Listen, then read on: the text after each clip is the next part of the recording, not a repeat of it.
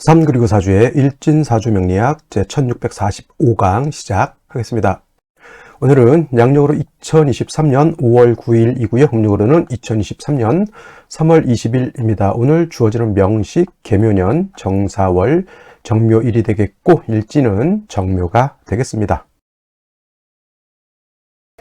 오늘 살펴볼 사주 명식은 일간은 정화일간이 되겠고요. 정화일간이 태어난 월령은 4월이 되겠습니다. 4월에 정화가 태어나게 되면 사주를 어떻게 배합하는 것인지 알아보도록 하겠습니다. 자, 제일 먼저 사주 볼 때는 일간이 제일 중요하고요. 그 일간이 어느 월령이 태어났느냐를 놓고 사주를 분석하게 되는데, 자, 오늘 일간 정이라고 하는 천간이 일간이 되겠습니다. 정이라고 하는 천간 10개의 천간 중에서 네 번째 천간이 되겠습니다. 간목, 을목, 병화, 정화 네 번째 천간이 되겠고요. 금방 말씀드린 것처럼 정이라고 하는 천간 오행으로 구분하게 되면 화가 되죠. 불이 되는 것이고요. 불이라고 하는 것은 뜨거운 열기를 나타낸다라고 말씀을 드렸습니다. 그래서 계절은 가장 뜨거운 때가 언제죠? 여름이죠. 계절은 여름이 되는 것이고요.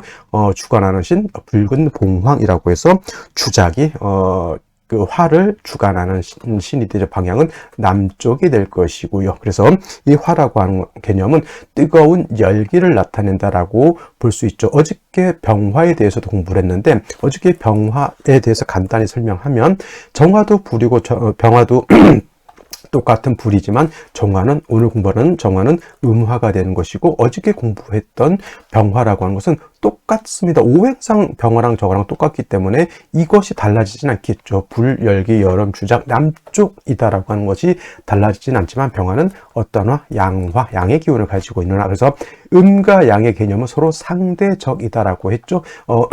음양이 서로 반대된다고 해서 양화는 뜨거운 불, 정화는 차가운 불, 이게 아니라 똑같은 불은 똑같은 열기를 가지고 있지만은 양화인 병화가 음화인 정화보다 더 뜨겁다라고 볼 수도 있죠. 그리고 화라고 하는, 불이라고 하는 것은 항상 열기로만 보는 것이 아니라 빛으로도 본다 그랬죠. 빛과 열로 이렇게 보게 되는데, 일간이 병화라든가 일간이 정화였을 때는 빛으로 보라고 제가 말씀을 드렸습니다. 그래서 일간이 병정화일 때는 일간이 신왕하면 빛이 강해지는데, 일간이 화일 때 빛이 강해지는 것은 나쁜 것이 아닙니다. 하지만 일간이 왕해진다라고 하는 것은 나는 빛이 강해지지만은 그 열기, 주변이 뜨거워지는 것은 좋지 못하죠.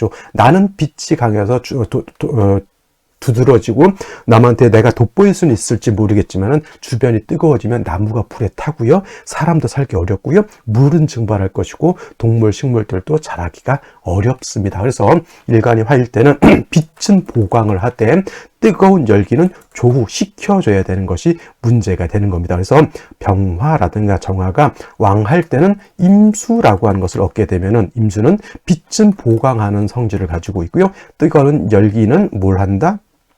식혀주는 조후의 기능을 가지고 있으나, 쉽게 말하면 여름은 굉장히 뜨겁습니다. 우리나라도 기본적으로 서울 같은 경우 영상 30도, 35도 대프리카라고 하는 대구라든가 저쪽 제주도 지방, 제가 제주도에서 군 생활을 해서 느껴봤는데 굉장히 뜨겁습니다. 근데 중요한 것은 여름은 굉장히 뜨겁고 빛도 강렬한데, 바닷가를 가거나 강가 같은 경우로 가면 강가나 바닷가 주변은 도시 내륙보다는 시원합니다. 그죠? 바닷가라든가 강가 같은 경우. 하지만 빛은 더 뜨겁죠. 그 빛을 물이 반사시키면은 더 뜨겁고 더 밝아지지만은 기온 자체는 떨어진다는 얘기죠. 그래서 빛은 강렬해지는 것이 좋지만 너무 조열해지거나 너무 뜨거워지는 것은 좋지 못하다라고 해서, 병화든 정화든 일간이 왕하면 양수인 임수로서 일간은 보강을 하고요. 이걸 수보양광이라고도 하고요.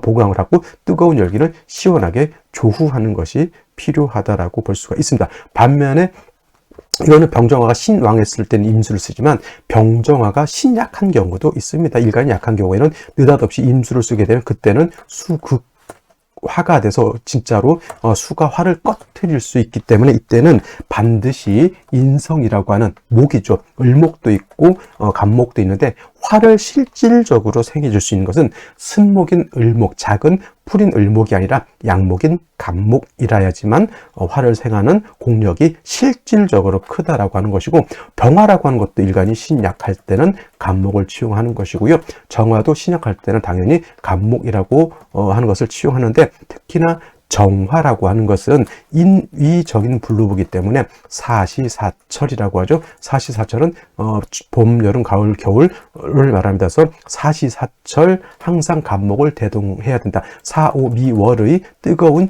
여름이라 하더라도 정화가 왕하다 하더라도 간목 한 점 정도는 있어서 정화를 생조해 주는 것이 필요하다. 왜냐하면 정화는 인위적인 불이기 때문에 양화인 병화처럼 스스로 빛을 내고 스스로 열을 내는 존재가 아니라 반드시 누군가의 조력을 얻어야지만, 쉽게 말하면 모닥불을 피우려면 불만 있어서는 안 되고 그 불을 유지시켜 줄 수 있는 장작이 필요한 거고요.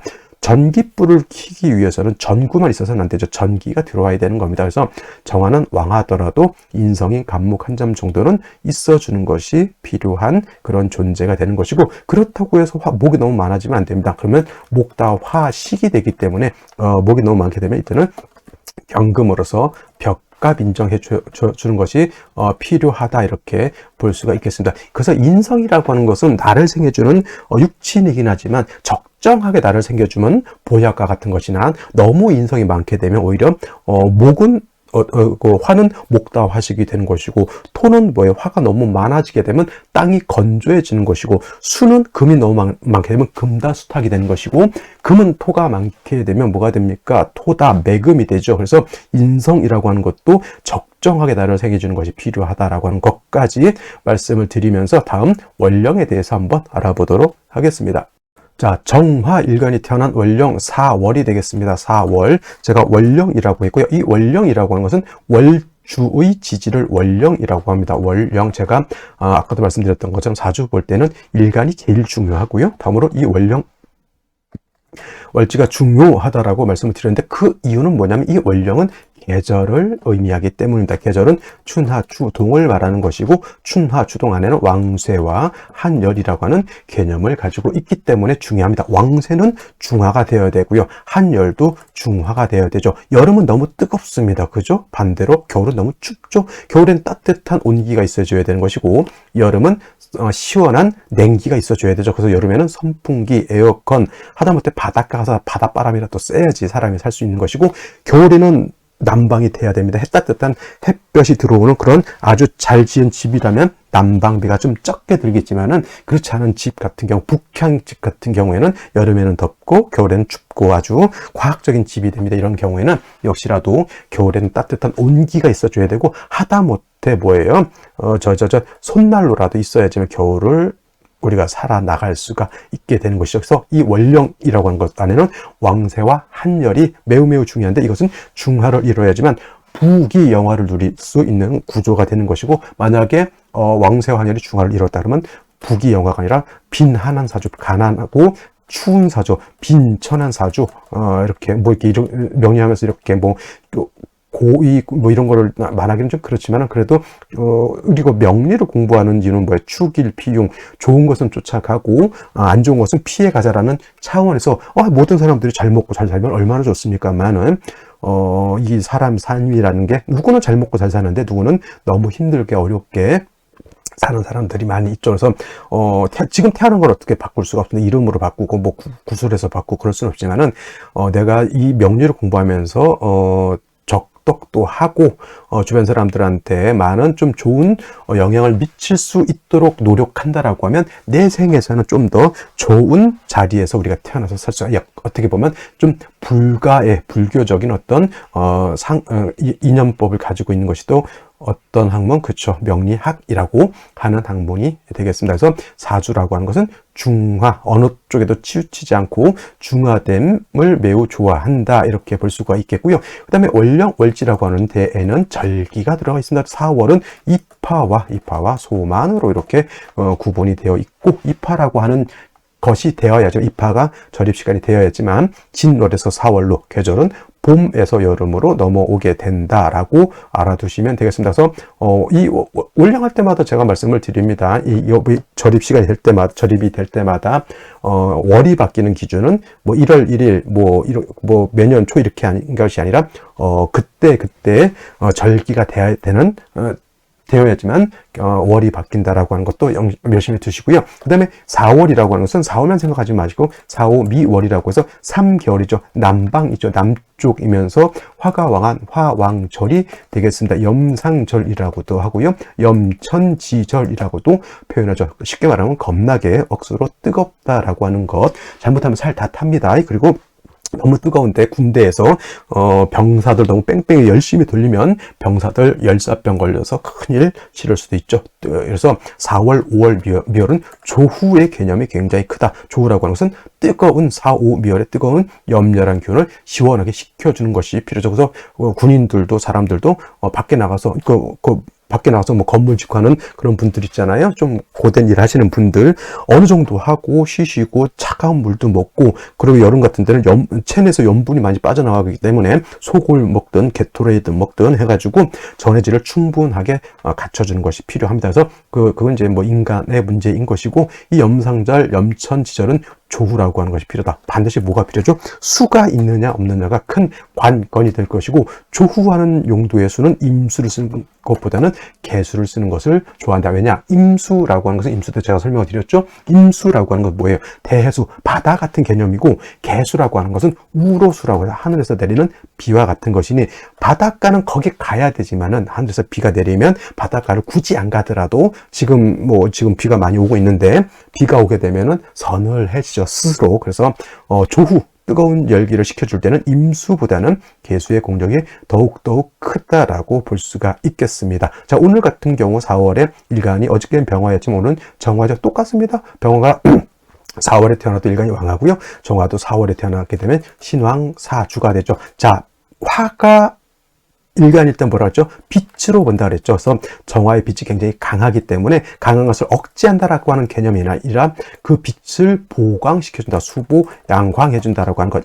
일간이 화일 때는 자기 빛을 강해지는 것이 더 좋은 것이고요. 그 다음에 4월은 뜨겁기 때문에 또 뭐예요? 조후도 해야 된다. 그래서 임수라고 하는 것을 얻는 것이 필요하다라고 했죠. 선생님, 임수가 없으면 어떻게 됩니까? 그럼 부득이 개수를 써서라도 정화를 보강은 못 해줄지언정 뜨거운 열기를 조후는 해야 되는데, 칠사를 쓰는 경우에는 그냥 써서는 안 되고 반드시 뭐 제사를 하든 아니면 화사를 하든, 또는 아니면 제자 약사를 해서 개수를 생하든, 세 가지 방법 중에 하나를 선택해야 되는데, 4월의 개수는 약하기 때문에 재성으로서 제자 약살해주는 그런 구조가 되는 것이 필요하지 않을까라고 생각은 하지만, 그렇다 하더라도 개수 자체가 정화 옆에 딱 붙어서 첩신되어 있는 것은 제가 봤을 때 이렇게 썩 좋지 못하고요. 천간으로 예를 들어서 일간이 정화할 때 개수가 있을 때는 연간에 있든가 아니면 지지로 자수 정도로 이렇게 지지에 있는 것이 아마 가장 바람직하지 않을까, 이렇게 생각을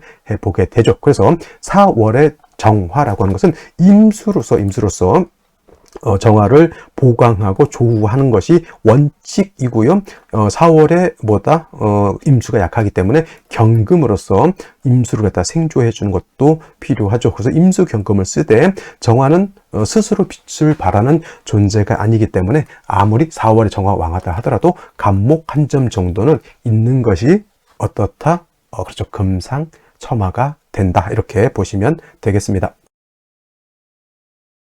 자, 그러면 오늘의 명식을 다시 한번 살펴보도록 하겠습니다. 오늘 명식, 정화 일간이 4월에 태어난 사주 명식이 되겠고요. 일간의 특성, 원령의 특성 알았으면 세 번째 뭘 본다? 격국이라고 하는 거 살펴볼 필요가 있겠습니다. 자, 격국이라고 하는 거 뭐라고 그랬습니까?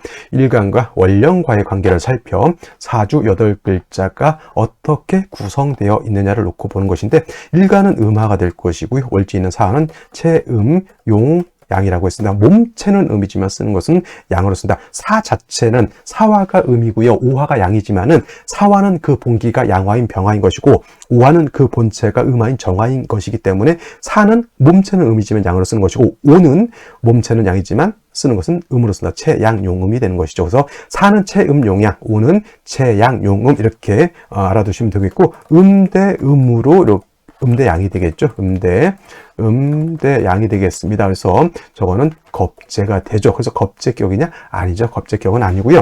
일간 원령 정화, 원래 병화가 4월에 태어났을 때는 걸록격이지만은 정화가 4월에 태어나는 걸록격으로 보진 않으나 걸록격으로 격록격에 준해서 본다. 즉 뭐냐, 걸록격이라고 하는 것을 신왕사주로 본다, 이렇게 생각하시면 되겠고요. 일간이 왕하면 억부용신 법에 의해서 왕실을 억제하느냐, 또는 억부용신법도 있지만 왕자의 억도 있고요, 왕자의 설이라고 하는 말도 있습니다. 왕자의 억이라고 하는 것은 왕신은 억제한다. 예를 들어서 일간이 왕하면 관성으로서 억제한다라는 말이 되겠고, 왕자의 설이라고 하는 것은 왕신은 설한다. 즉 일간이 왕하면 관성을 쓰기보다는 식상을 써서 왕한 일간의 기운을 이렇게 빼간다라고 하는데, 정화는 특성상 물론 이제 토를 보고 토생금해서 생지하는 것도 나쁘지 않지만, 정화는 화이기 때문에 토로서 설하기보다는 임수로서 보강하고 뜨거운 열기를